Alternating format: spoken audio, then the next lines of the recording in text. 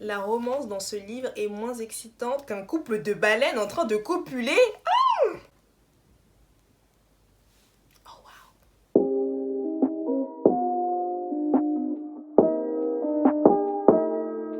Salut tout le monde, j'espère que vous allez bien. On se retrouve aujourd'hui pour une nouvelle vidéo où je vais lire les pires commentaires des derniers livres que j'ai lus sur Goodreads.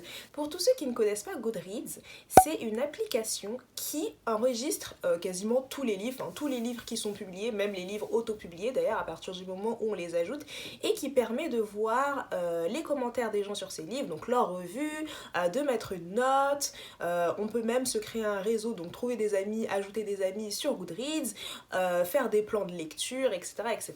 Donc cette application est vraiment top. Le seul point noir, c'est l'interface qui est juste super nulle, mais peut-être qu'un jour ils vont se décider à l'améliorer, je sais pas. Mais mis à part ça, cette application est vraiment géniale. Moi, à chaque fois que j'ajoute un livre à ma pile à lire ou à ma wishlist, c'est sur Goodreads que je le fais. Quand je termine un livre, c'est sur Goodreads que je l'ajoute. Quand je suis en train de lire un livre et que je complète mes avancées dans les livres, c'est sur Goodreads que je le fais. Donc vraiment, cette application m'accompagne absolument partout. Et c'est vrai qu'elle est très très utile parce qu'elle me permet de voir les commentaires et les avis, les revues détaillées en fait de personnes qui ont déjà lu les livres et qui vont tout simplement donner leur avis.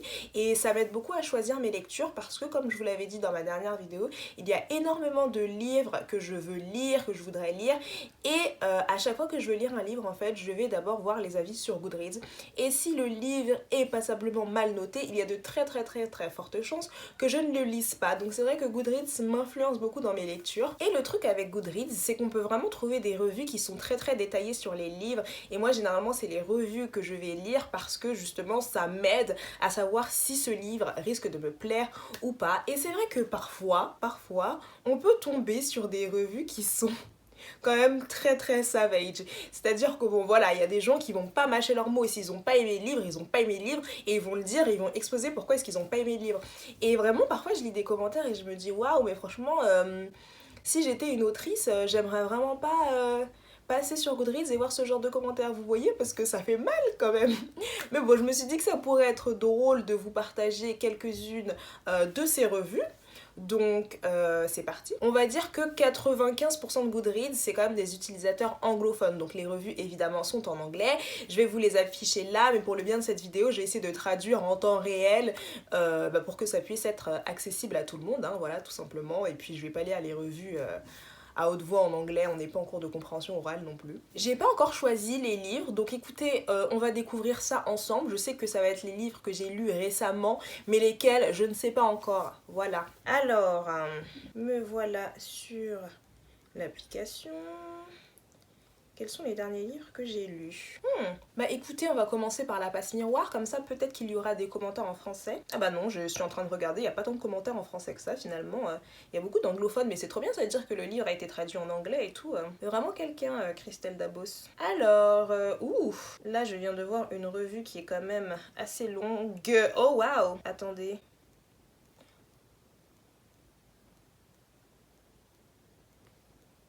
Ma foi, je crois qu'elle a traduit sa revue en français, donc c'est parti. Alors, je vois qu'elle avait mis un edit parce qu'elle a eu beaucoup de backlash suite à son commentaire. Alors, cela faisait si longtemps que j'attendais de mettre les mains sur ce livre que je ne peux m'empêcher d'être profondément déçue par ce que je viens de lire. Alors c'est ça le fameux livre de fantasy qui a reçu tant d'éloges. Sérieusement, la littérature française mérite mieux. Comme je l'expliquais dans ma première partie, j'ai été tout d'abord extrêmement choquée par les relents sexistes véhiculés par les fiancés de l'hiver. Moi qui m'entendais à une société matriarcale, je suis restée sans voix face à tous les stéréotypes genrés. 1. Peu importe la manière dont nous le présente, la naïveté d'Ophélie, si agaçante en soi pour la bonne marche de l'histoire, se fait également alliée d'une représentation de la société complètement obsolète et pour moi dangereuse. Passe encore qu'elle doit subir un mariage forcé, je suis prête à accepter qu'il s'agisse d'une tradition dans le monde créé par Christelle Dabos. Rien par contre ne justifie le fait qu'Ophélie se montre si passive tout au long de l'histoire, ni que toutes les femmes qu'elle côtoie, mis à part sa tante, soient présentées comme des garces. Je cite, ou des frivoles sans aucun intérêt.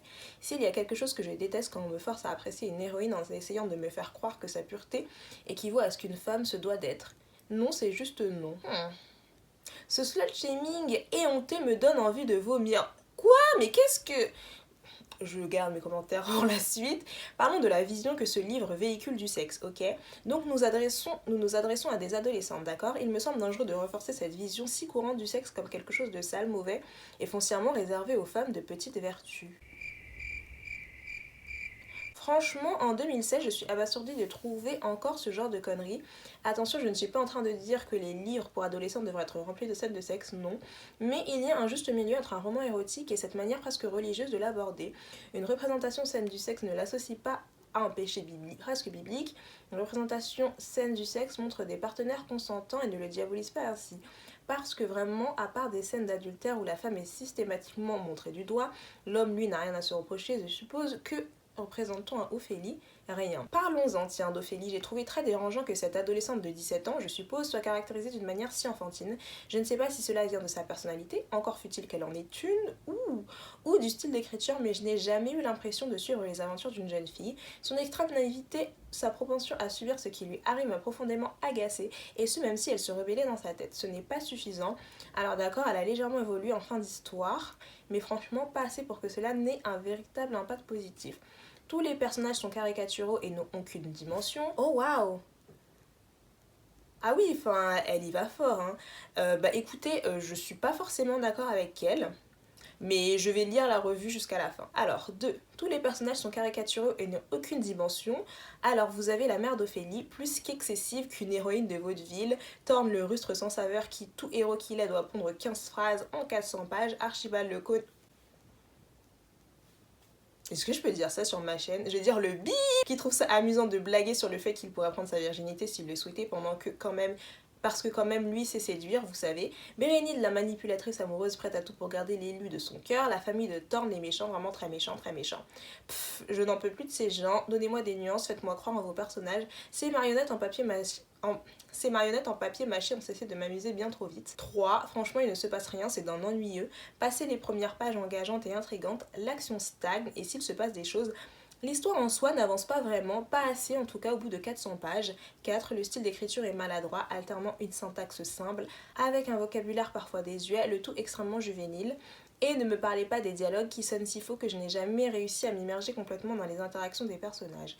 5. Quant au monde décrit, je dois reconnaître que j'ai trouvé fascinant et c'est tout ce qui me rend si triste. Les fiancés de l'hiver avaient tant de potentiel. Les animistes, le pôle, tout était là pour nous entraîner dans une histoire fantastique et le résultat me fait l'effet d'un pétard mouillé.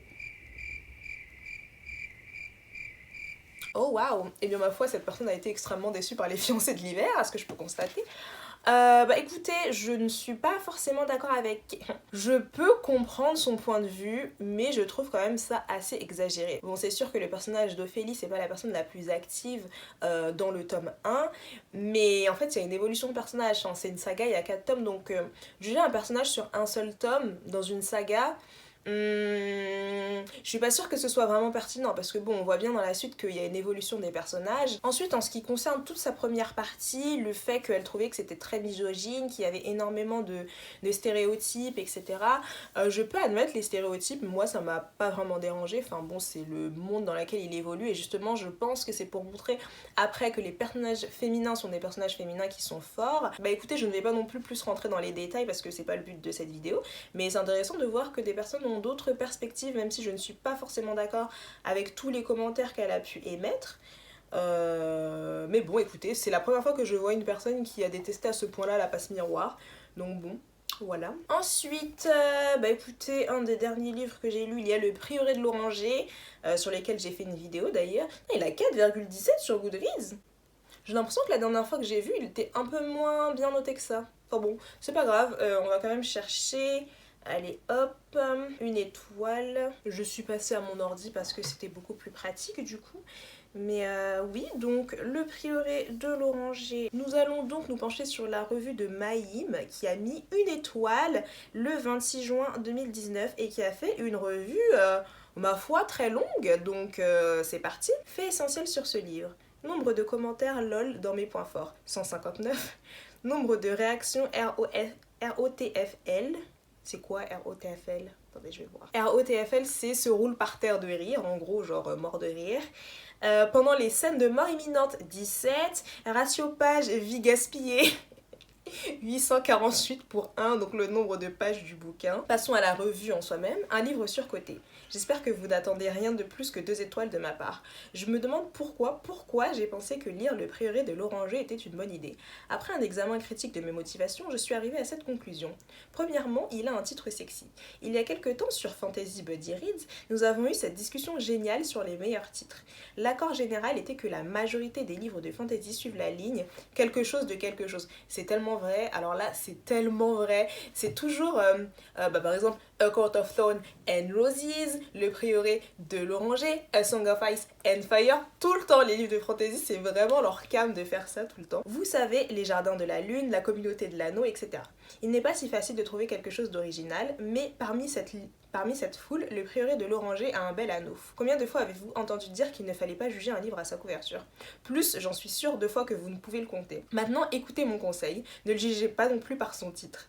Deuxièmement, je n'ai pas fait mes recherches. Comme dans lire les commentaires de Goodreads, si j'avais su que Samantha Shannon était l'auteur de The Bonne Season, que j'ai rapidement mis sur les rayons comme n'étant pas ma tasse de café après avoir lu cette critique générale, je réfléchirais certainement 100 fois plus avant d'investir mon temps de lecture dans ce roman. Enfin, j'aurais réfléchi 100 fois plus avant d'investir mon temps de lecture dans ce roman, mais ah là là, pour le coup, par rapport à ça, je la comprends vraiment parce que lire les commentaires de Goodreads, c'est tellement intéressant. Par exemple, de Bonne Season, que je n'ai pas aimé. Je l'ai acheté avant de lire les commentaires de Goodreads. Et pourquoi est-ce que je l'ai acheté? Parce que j'avais Le Prieuré de l'Oranger, que tout le monde disait qu'il était super bien. Et je me disais, non mais là, c'est sûr que je vais trop kiffer Le Prieuré de l'Oranger. Du coup, j'ai acheté les deux et je me suis retrouvée à ne pas apprécier tant que ça Le Prieuré de l'Oranger et à ne pas aimer du tout de Bonne Season. Donc voilà, lisez les commentaires Goodreads, c'est toujours utile. En l'état actuel des choses, après avoir commis ces 2 erreurs rudimentaires, je me suis mis en route pour une catastrophe spectaculaire. Et qu'est-ce que je n'ai précisément pas aimé dans le livre que les différentes critiques, j'aime tellement ce livre, mon livre préféré de tous les temps, la plus belle œuvre de littérature que j'ai jamais lue, 5 millions d'étoiles me dit maintenant, ne mentionne pas. En bref, des dragons pour tout. Commençons par les protagonistes. Sur les 4 principaux, il n'y a qu'un seul individu qui ne soit pas répugnant dès le départ. Je parle d'Eadaz Duzala Uknara, qui est pour ainsi dire un agent spécial en mission secrète. Malgré ses pouvoirs uniques et ses compétences quelque peu invraisemblables, elle apparaît d'abord comme une héroïne sympathique. Au départ, c'est le mot-clé, mais nous y reviendrons. Les 3 personnes restantes, Lord Atherlot Beck, Niklas Roos et Tané, ont toutes les prédispositions nécessaires pour être des antagonistes plutôt que des protagonistes.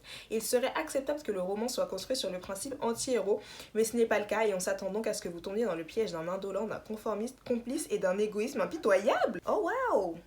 C'est fort quand même, hein?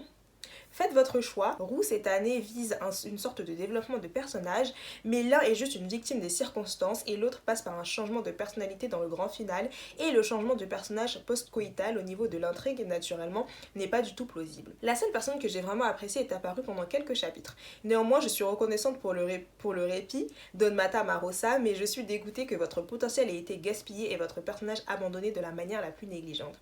C'est vrai que le personnage de Don Mata Rosa, elle m'avait trop intriguée, j'avais trop envie d'en savoir plus sur elle, et enfin elle apparaît pendant 5 pages et après elle disparaît, on sait pas trop ce qui se passe, ce qui lui arrive, donc bon ça encore c'est propre à la fin du Prieuré de l'Oranger que j'ai trouvé que la fin n'était pas une fin, mais c'est autre chose, je m'égare, revenons à la revue. Et puis il y a la reine. La reine est égoïste et lunatique à la limite de la névrose, politiquement inerte au point d'être redondante, ce qui est doublement étonnant car sur le plan idéologique, le Prieuré de l'Oranger est censé être une lecture féministe avec des femmes sauvant le monde et gagnant tous les combats, ce qui me fait toujours rire car c'est de la biologie stupide. Et sur le plan du bon sens, on s'attendrait à ce qu'une fille de la royauté d'une énième génération ait réussi à capter l'intrigue des règles du jeu, du pouvoir à la cour avec le lait de sa mère.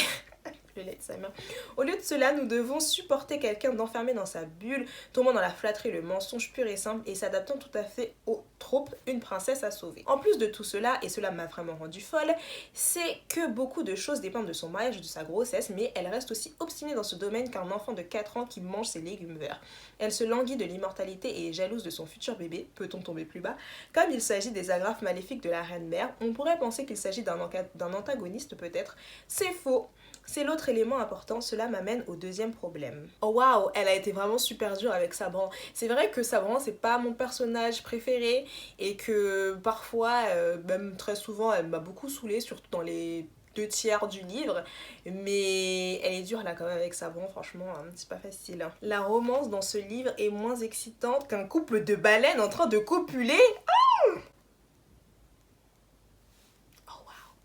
il n'y a absolument aucun personnage masculin duquel on pourrait tomber amoureuse. Lot est trop doux et naïf pour piquer l'intérêt de qui que ce soit et l'adjectif naïf n'est utilisé que parce que je me sens plutôt magnanime. Je pense qu'elle voulait dire qu'il était stupide. C'est vrai qu'il est un peu bébête hein, sur les bords Lot, mais bon tout de même.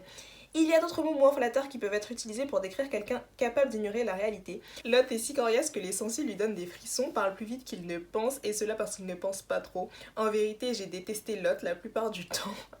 Les deux sous-intrigues romantiques ne sont pas hétérosexuelles, et j'ai donc soit baillé, soit écrémé, le plus souvent j'ai fait les deux à la fois. C'est ce genre de diversité qui ne l'est plus.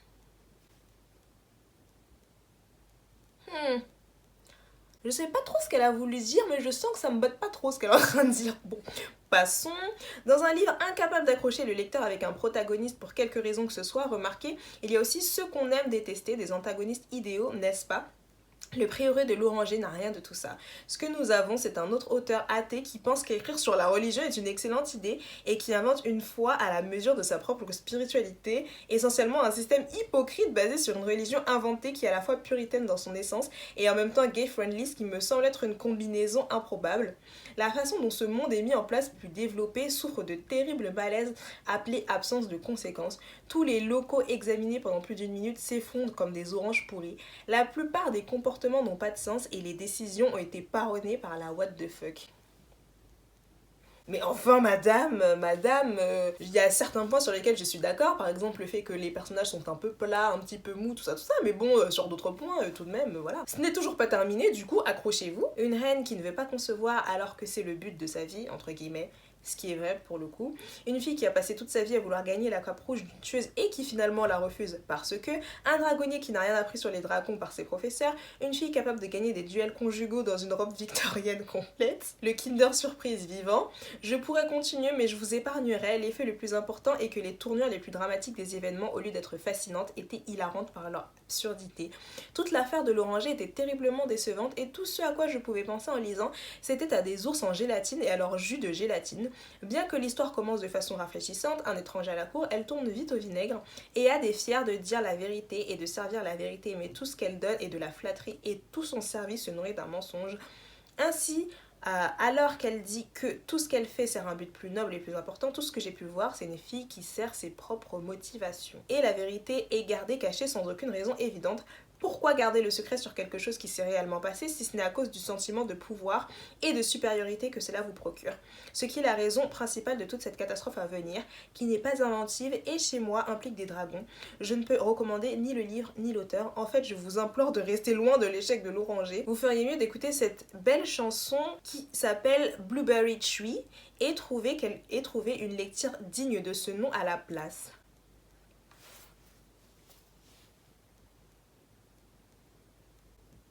Oh wow. Oh wow. Oh wow. Oh wow. Oh wow. Oh wow. Oh wow. Oh wow. Vraiment, je me sens super mal pour Samantha Shannon parce que c'est vraiment une revue savage. Enfin, il y a certains points sur lesquels, ok, je suis d'accord, mais sur d'autres, quand même, je trouve qu'elle a été vachement dure et que, elle a vraiment soulevé que les points négatifs, mais tout de même, vraiment, ce qu'elle a dit sur Lot et tout. Mais du coup, je me demande ce que c'est Blueberry Tree. Attendez, je vais voir. C'est une chanson qui, ma foi, a l'air très intéressante que j'irai écouter après. Mais ouais, vous voyez, quand je vous dis que parfois les gens sur Goodreads, ils sont vraiment savage, ils sont vraiment savage. Hein. Waouh. Puis, tenez, récemment, qu'est-ce que j'ai lu aussi à la fin du mois de janvier? Six of Crows, qui est très bien noté sur Goodreads. Il a 4,4. Alors, on va filtrer et aller dans les revues négative. Je vous jure que ça me fait beaucoup trop rire, je suis en train de me dire mais les gens ils sont tellement inspirés, comment est-ce qu'ils font pour trouver tout ça et tout, pour écrire de si longues revues sur un bouquin qu'ils ont vraiment détesté. Enfin bref, ça me dépasse. Nous allons donc nous pencher sur la très longue revue, oh mon dieu oui, la très longue revue de Melissa Stacy et qui dit Alors, bien que je mette une étoile à ce livre, je peux complètement comprendre pourquoi est-ce que c'est un best-seller et pourquoi est-ce qu'il est autant apprécié et pourquoi est-ce qu'il a une fanbase aussi active et pourquoi Lee Bardugo est un auteur vraiment très talentueux et puissant dans l'industrie de la jeunesse. Six of Crows met beaucoup de choses au point. Voici une courte liste des choses qui sont excellentes dans ce livre. L'écriture est superbe, au niveau des phrases, ce livre est magnifique. 2. Le détail de la construction du monde, de la description des décors sont exceptionnels. 3. L'intrigue est si bien amenée que le lecteur peut pardonner les interruptions dues au flashback, c'est-à-dire les longues sections de l'histoire saupoudrées au milieu et à la fin du livre, parce que le rythme est rapide et fort. Le rythme est rapide jusqu'aux 3 derniers chapitres intitulés 44, j'espère, 45K et 46PK. Ces 3 derniers chapitres ont tous traîné pour moi à tel point qu'au lieu d'attribuer des étoiles à ce livre pour sa qualité d'écriture, je ne pouvais pas justifier l'attribution d'une étoile supplémentaire. Le fait que la fin de Six of Crows ait été si lente et décevante, ajouté à tous les éléments problématiques de ce livre, n'a servi qu'à me dire que j'avais mis quelque chose de toxique dans mon cerveau en lisant ce roman. Oh waouh! Rien de tel qu'une fin lente et traînante pour me rappeler à quel point je détestais ce roman et à quel point le contenu de ce livre est vraiment toxique. Ma foi. Car aussi agréable que soit l'écriture, la construction du monde et l'intrigue de ce livre, je détestais activement Six of Crows pendant que je le lisais, et maintenant que je l'ai terminé, je déteste encore plus Six of Crows. Ce livre est un véritable festival de souhaits rempli de misogynie et de normalisme. Le décor de Six of Crows est un imaginaire pornographique moderne qui assimile la mort au sexe, les sentiments à la faiblesse et qui ignore la psychologie humaine de base au profit d'un récit d'action à la James Bond. Si vous aimez la pornographie moderne, gonzo, les films de James Bond et 50 Shades of Grey, vous adorez probablement Six of Crows. Je tiens quand même à intervenir parce que 50 Shades of Grey, bon, vous savez très bien ce que j'en pense. Si vous ne savez pas ce que j'en pense, eh bien je n'aime pas du tout. Donc comparer 50, je comprends pas la comparaison entre 50 Shades of Grey et Six of Crows. Pour le coup là, je ne comprends pas trop. Bon, continuons. Et c'est très bien ainsi. Les fans de ce livre sont aussi nombreux que ceux des autres ouvrages. Nous aimons ce que nous aimons. On sait tous très bien, madame, ce que vous insinuez par là, d'accord? Donc, la bien-pensance, ça sert à rien. On n'est pas stupide, nous savons ce que vous sous-entendez. Bref, hein. Et bien sûr, nous détestons ce que nous détestons. Et je déteste Six of Crows, je le déteste avec une rage infinie qui me brûle le plus profond de mes tripes et crache de l'acide sur l'habileté et la misogynie qui ne sont pas contrôlées dans ce roman. Alors là, va falloir que je m'hydrate parce que je sens que la suite va être brûlante. Hein.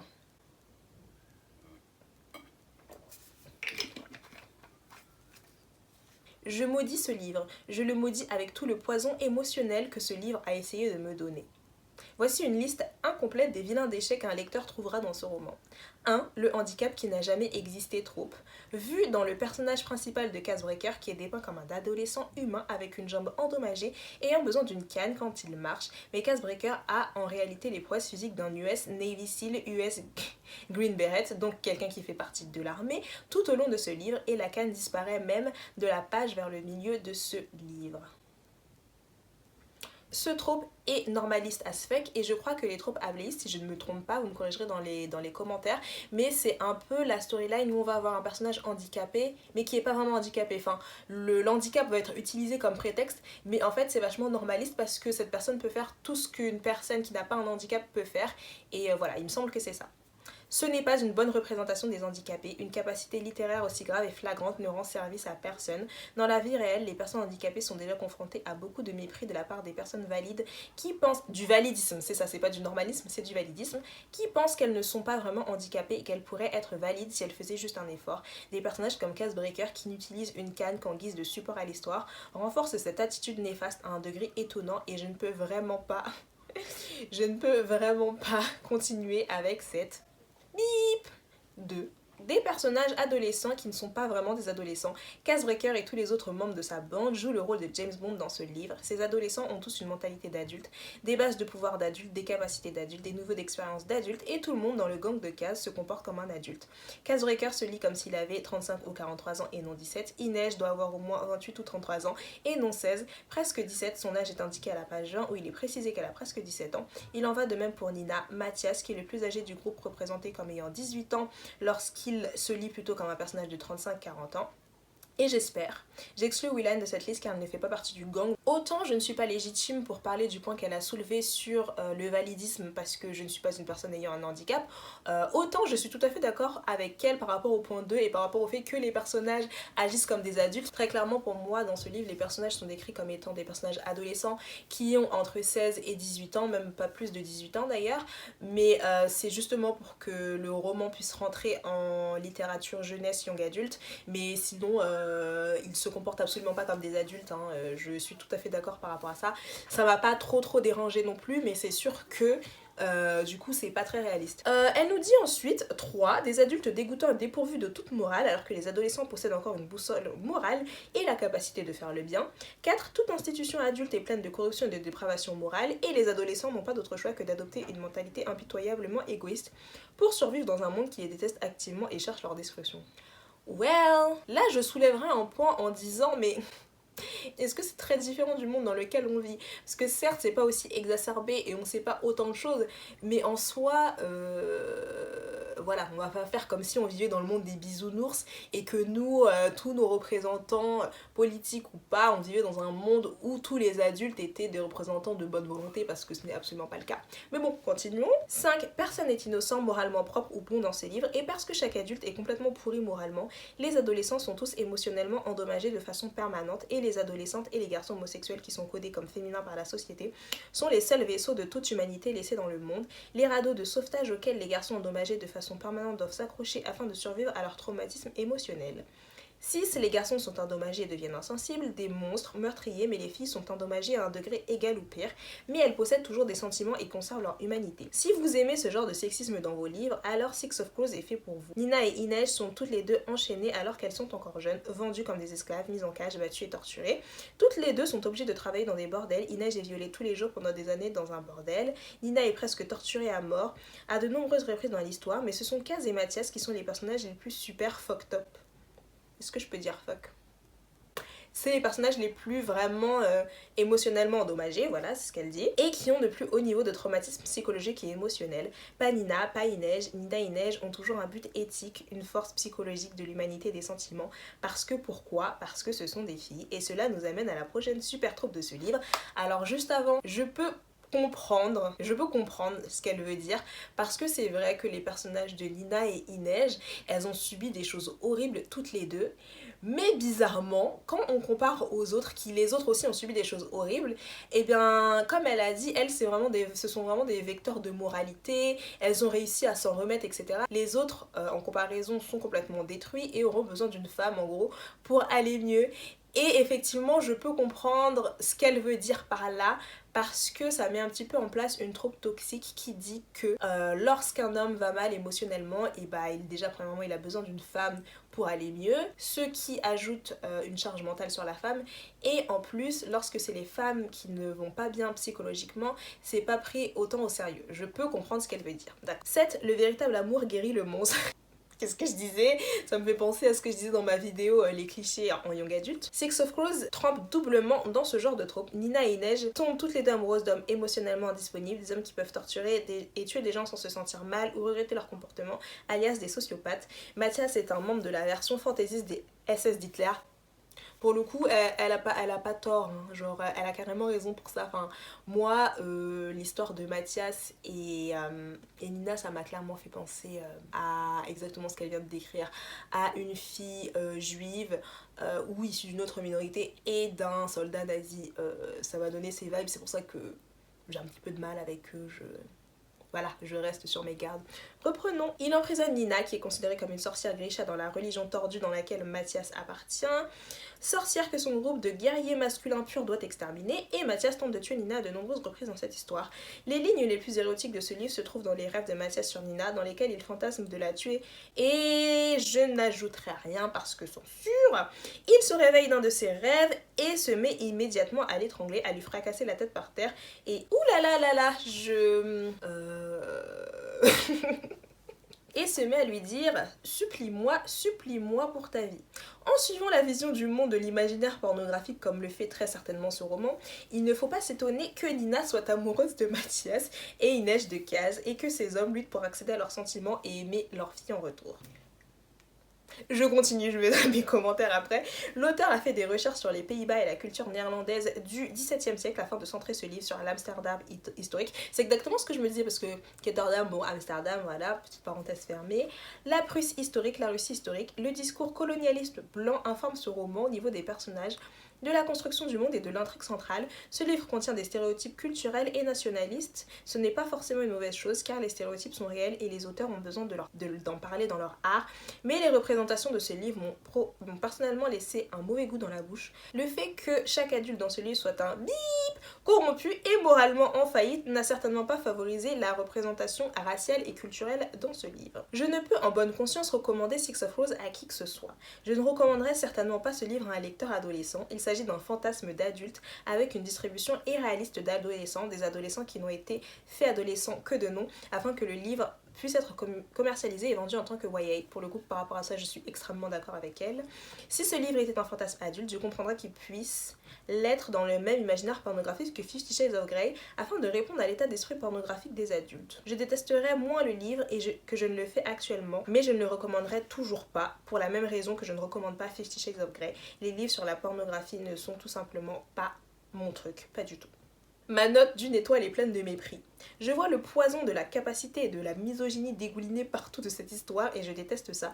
Je déteste que nous mettions des histoires comme celle-ci entre les mains de nos adolescents. Je déteste le fait que nous mettions en avant la capacité et la misogynie si toxiques et que nous les célébrions, que nous en tirions de l'argent et que nous les perpétuions dans notre culture. Ce livre me rend malade. Malade dans mon cœur, malade dans mon trip, malade dans mon cerveau. L'auteur examine fréquemment le patriarcat capitaliste suprémaciste blanc qui figure le plus souvent dans les œuvres d'art américaines, des œuvres d'art comme ce roman. Si vous appréciez les livres qui soutiennent le patriarcat capitaliste blanc suprémaciste, alors Six of Crows est là pour vous. Lisez et appréciez.